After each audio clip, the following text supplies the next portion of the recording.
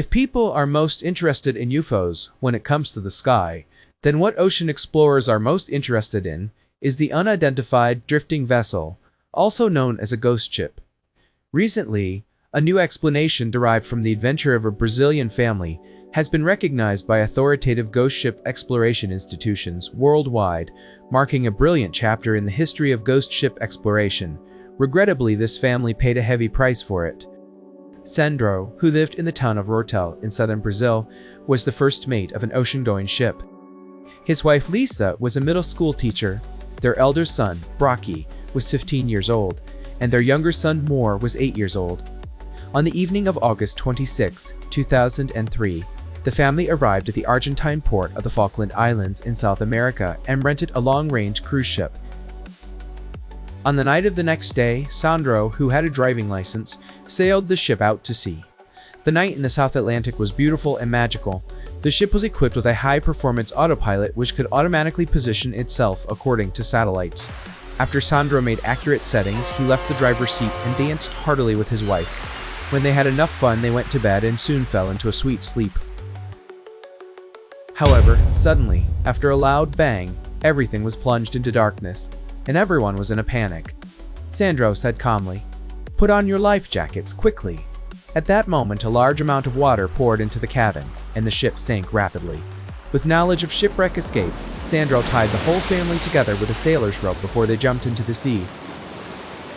They jumped not far from the ship, and shortly after, with a loud boom, the ship sank in the morning light. They didn't have their mobile phones or maritime phones with them, so they couldn't call for help. They drifted rapidly southward with a turbulent current, and soon they felt extremely cold. Just when they were in despair, they spotted a ship on the distant horizon. But when they drifted to within tens of meters of the ship's stern, they waved their hands and tried their best to call for help. Yet there was no response from the ship. This confused them greatly. Then they noticed a rope ladder hanging on the ship's side. They reached the water's surface, then climbed up the rope ladder onto the deck. Still no sign of anyone after Sandro spotted the ship, the Amazon. He realized it was an old ocean-going fishing vessel. Next, they went to the sailor's rest cabin, and then to the bridge. The bridge door was wide open, and it was also empty. The autopilot was turned off. They proceeded to the captain's cabin, where Sandro found a logbook. To his surprise, the ship had left the port of Porto Alegre, Brazil, on August 2, 1976, bound for the South Atlantic, to fish. The captain had years of sailing experience. As Sandro skimmed through the logbook, he noticed every entry ended with, "Everything is normal today." Even on the last entry, dated September 3 of that year, the captain wrote, "All goes well since departure." At that moment, Sandro suddenly realized this might be the legendary ghost ship. Sandro took another set of keys from the drawer, walked out of the captain's cabin, and later found they could unlock all the cabin doors. In the ship's food storage, he saw layers of cobwebs and large stocks of food, either long rotten or dried out. They went to the electrical room, where the main switch was already off. Sandro carefully pushed the switch. In an instant, the generator started, and all the cabin lights came on. Soon after, they heard the rumble of machinery from the adjacent engine room. When they went in, they saw the dusty machines were actually still running, and the ship began to move faster and faster. Lisa's eyes welled up with tears. "We're saved," she said. "This is amazing." But no sooner had she spoken than all the indicator lights went out. They rushed back to the electrical room and smelled the burnt odor. The generator had burned out. It had not been used for so long, and we started it without proper checks. How could it not burn out? Sandro blamed himself bitterly. "It's all my fault for being too hasty." They all felt extremely hungry. However, by this time, the food on the ship, left there for over 20 years, was completely inedible. What could they do? "We can fish," Moore suggested. Sandro smiled bitterly. "All the fishing nets are motorized. How can we use them?" But Moore refused to give up. "There are fishing rods and hooks on board. We can go fishing." It seemed like their only option. Sandro found some small purple flying insects in the cabin to use as bait. Before long, he indeed caught several fish he had never seen before. He named them blue-eyed fish. Great. Now they reached the kitchen, and surprisingly, There was still fuel left in the oil storage box of the oil stove. They found some matches, and soon the fish was cooked. Moore said happily, "I have never tasted such delicious fish before." By the time they finished eating the fish, the night had turned very dark. After carefully observing the celestial phenomena, Sandro felt extremely uneasy. He knew the sea area they were in was already south of the 60th parallel south. Fishery resources here are extremely scarce, and some sea areas have no shipping routes at all, earning them the nickname deserts in the ocean. The next day, they still had to fish to survive, but all the fish they caught turned out to be blue-eyed fish. While taking breaks from fishing, Sandro read the navigation log carefully. The records in it were very detailed, and sometimes they even included specific details about the crew's daily lives. One of the entries read, "The crew member Leah was bitten by a kind of flying insect which made her whole body itch terribly.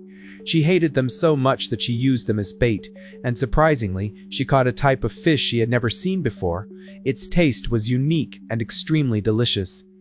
Based on the description in the log, he was certain that this fish was the blue-eyed fish and the insect was the purple insect. When they woke up the next morning, they found the cabin door wide open and little Moore missing. They called out for him repeatedly until their throats became hoarse, but there was still no response. They searched over and over again, checking every corner, yet there was still no sign of him. Everyone was shocked. That day, they neither fished nor ate anything. At night, they stayed awake the whole night. It was not until before dawn that Sandro finally fell into a groggy sleep. When he woke up, it was already broad daylight. Lisa was still asleep, but their eldest son was nowhere to be found. Sandro was shocked. Could something have happened to his eldest son too? He had no time to think, nor did he dare to. So he rushed out of the cabin. He went up to the deck and walked around, but there was no one there. However, they still needed to eat, and he still had to catch fish. After cooking the fish, his wife was still asleep, and he also felt tired, so he went to bed. When he woke up, it was already dusk, and his wife had woken up. Sandro looked at the plate on the table. There were no fish bones left, and asked, "Why did not you eat the fish?" His wife, Lisa, replied, "I ate a piece of fish roe that you do not like, and I could not eat anything else after that." Sandro suddenly remembered everyone in the family loved fish roe except him. He also recalled that during dinner the day before yesterday, there was also fish roe in the pot. At that time, Lisa had said, "Let Moore eat it." Moore had eaten it while smiling and saying how delicious it was. During dinner yesterday, the only piece of fish roe in the pot was eaten by Blash. Suddenly, something occurred to him. He hurried to the captain in cabin, took out the logbook, and turned to the last day or entry. It clearly stated, "Today, Leah caught a lot of this kind of fish. Most of them had roe in their bellies, and the roe tasted even better. Everyone scrambled to eat it." Sandro thought to himself, logically speaking, the missing family members were probably related to eating this kind of fish roe. Should he tell Lisa? He hesitated. Lisa had already eaten it. After thinking for a moment, he made up his mind that night. They went to bed as usual. His wife, as usual, did not fall asleep until late at night. Sandro lay beside her, seemingly asleep too, but he wasn't actually asleep. Around 3 a.m., Lisa gently got out of bed, quietly opened the door, and went out. Sandro secretly followed her. By the light of the moon, Sandro saw Lisa with a blank expression as if she were asleep, but there was a strange glow in her eyes. She walked slowly, her movements very mechanical, like a wooden figure, yet she crossed obstacles nimbly and accurately, which shocked Sandro greatly. He still did not disturb her. He continued to follow Lisa quietly to the hanging ladder at the stern of the ship, and looked down at the sea. "It's so wonderful. I'm here," Lisa said as she lifted her foot onto the ship's gunwale and stepped onto the hanging ladder. Sandro jumped up and hugged her tightly. Sandro had expected his wife to struggle fiercely, but surprisingly she did not move at all. he dragged her onto the deck and carried her back to the cabin. The next morning, Lisa woke up as usual, as if nothing had happened. Sandro found this very strange, so he told her the whole story of the bizarre incident that had occurred in the early hours.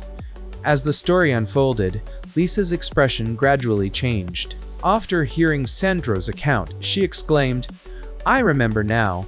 Last night, after I fell into a deep sleep, I heard a very pleasant voice whispering to me, 'Look!' Then I saw a strange paradise.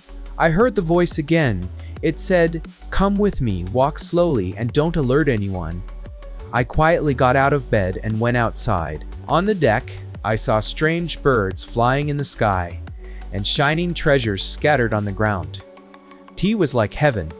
The joyful people there called out to me when they saw me, saying, the only way to leave was via the ship's hanging ladder. I walked towards the ladder without hesitation, but someone hugged me. Then those people said, 'Come back tomorrow.'" After telling Lisa about his discovery, Sandro added, "At that time I was certain that the reason for the disappearances was eating the fish roe. To grasp the true situation more accurately and completely, I decided not to tell you, and quietly observe the whole process. Now I understand how our son walked into the sea step by step." Upon hearing this, Lisa was already in tears. Sandro said, "To solve the mystery of the ghost ship, we should catch some fish with roe for research." Lisa wiped away her tears and agreed.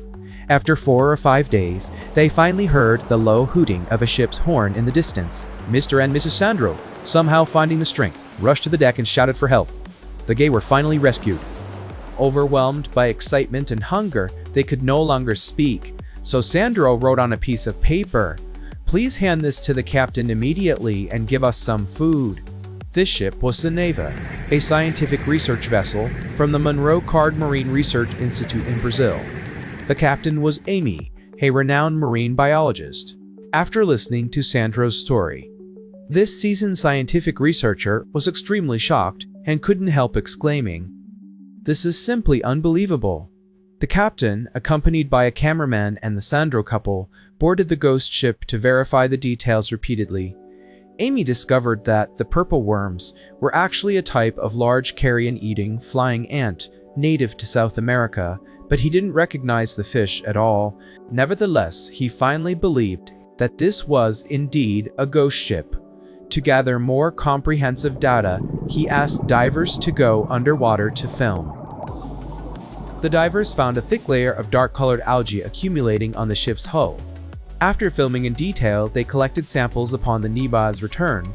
The Research Institute quickly signed a joint research agreement with Mr. and Mrs. Sandro. The experts believe that the key to success was unlocking the secret of the fish roe. A team led by Amy conducted a detailed analysis and repeated comparisons of 3 blue-eyed fish, confirming that they were a rare variant of Owen's small star butterfly, species unique to the South Atlantic.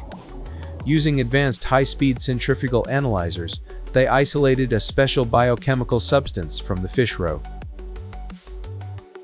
This substance can induce intense hallucinations in humans. Experiments showed that 6 to 7 hours after consuming the fish roe, a person would gradually enter an extremely wonderful hallucinatory world.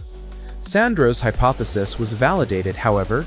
To prove that the Amazon had thus become a ghost ship, a tricky problem still needed to be addressed. Why did the unmanned vessel sink after drifting for 25 years in the unpredictable Atlantic Ocean?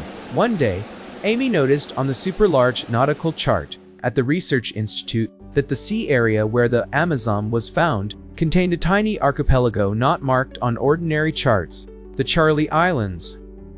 After research, he learned that the islands in this archipelago are uninhabited, small in size, and located close to each other. The seawater between the islands is shallow, and there are large quantities of coral reefs. He then carefully examined the weather data of the relevant sea area and made a logical inference. The next day, he submitted a report to the Research Institute. On October 7, 2003, Amy led the Lefa again, bringing Sandro and his wife to the Charlie Islands. The small islands are surrounded by dense coral reefs, and on these reefs large areas of sargassum from the South Atlantic were found. Amy said to Sandro, This dark-colored seaweed has strong reproductive capacity and grows rapidly here. They entangle with each other, have excellent toughness and high density. Once the propeller gets entangled, it is difficult to free it. After arriving at the scene, they found that the seaweed area here covers hundreds of square kilometers. Even in strong winds and waves, the Amazon could remain unharmed. However, no matter how small the waves are, they always have impact force over time. The Amazon was eventually pushed out of the seaweed area and began to drift freely again, until it was luckily discovered by your family. Sandro nodded repeatedly after hearing this, full of admiration. After returning to the research institute, Amy submitted another research report and sent it to the South Atlantic Ghost Ship Exploration Association, whose headquarters is located in São Paulo. The report aroused great interest among experts. After careful verification, they found that among more than 20 documented ghost ships in the South Atlantic over the past 70 years, the sudden disappearance of crew members on more than 100 ships was likely caused by eating the eggs of Auencia exigual. A spokesperson for the association said, "The history of discovering ghost ships is as long as human maritime history. For thousands of years, humans have made countless guesses and hypotheses about the mystery of ghost ships, but none have been highly reasonable or convincing.